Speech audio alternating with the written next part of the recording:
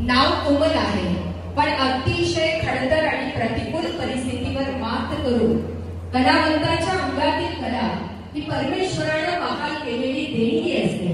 खरं तर प्रत्येकाच्या अंगामध्ये परमेश्वराने असाच एक अस्तित्वाचा अंकुर तयार करून ठेवलेला असतो आणि असा अंकुर जेव्हा बाहेर येतो ना, तो कोमलताईंच्या रूपाने. आणि म्हणून त्यांच्याबद्दल मला म्हणावंसं वाटतं, मोरानं दिला तिला नाच आणि कोकिळेनं दिलं गाणं, मदनानं दिला बाण आणि अप्सरेनं दिलं लावण्य. आणि या सुंदर संगमातून सुंदर असं व्यक्तिमत्व तयार झालं ते कोमलताई पाटोळे. आणि आम्हा सर्वांचं भाग्य या भोसे नगरीच्या शिवथडीला लागून असणारा मेंढापूर आणि या मेंढापूरच्या आपण सुनबाई आहात आणि महाराष्ट्राच्या कानाकोपऱ्यापर्यंत आपल्या आवाजांचा ध्वनी उमटतोय आणि आजही आमच्या हृदयामध्ये एक आनंदाचा कल्लोळ निर्माण करत आहे. त्या कोमलताई आपलं मनपूर्वक हार्दिक हार्दिक अभिनंदन आणि आपल्याला मनोगत आपण व्यक्त करावं अशी आपण आज नम्रतेची विनंती. आज माझ्या जीवनातला खूप आणि खूप महत्वाचा दिवस आहे. महाराष्ट्रामध्ये फिरत असताना, कार्यक्रम करत असताना अनेक जिल्हे तालुके फिरले, अनेक पुरस्कारही मिळाले.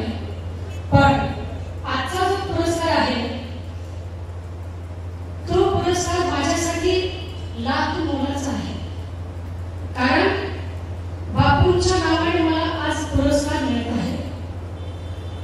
माझी जन्मभूमी जरी नसली तरी माझी कर्मभूमी म्हणून तुम्ही मला सन्मानित केले, त्याबद्दल मी तुमचं सर्वांचं मनपूर्वक आभार व्यक्त करते.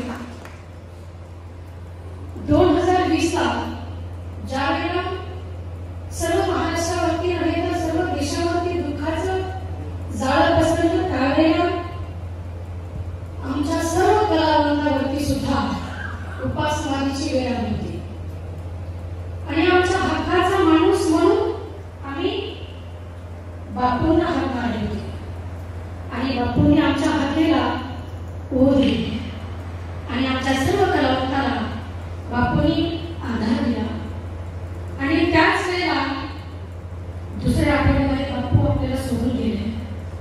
त्यावेळेला मी माझ्या पाटोळे परिवाराच्या वतीने एक कलावंत या नात्याने मी बापूंसाठी श्रद्धांजली गीत गायलं होतं.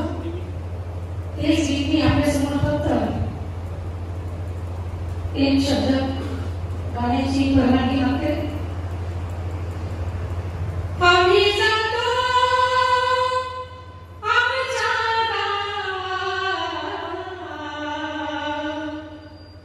आम्ही जातो आमच्या गावात, आमचा राम राम घ्या,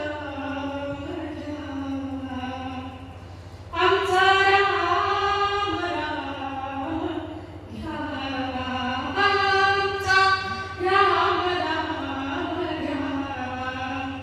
आता कशाचे येणे जाणे अवघे खुंटले बोलणे.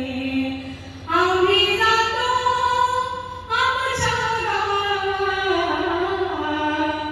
आमचा राम राम घ्या, आमचा राम राम घ्या. बापूंच्या आत्म्याला शांती मिळो हीच परमेश्वराचरणी प्रार्थना.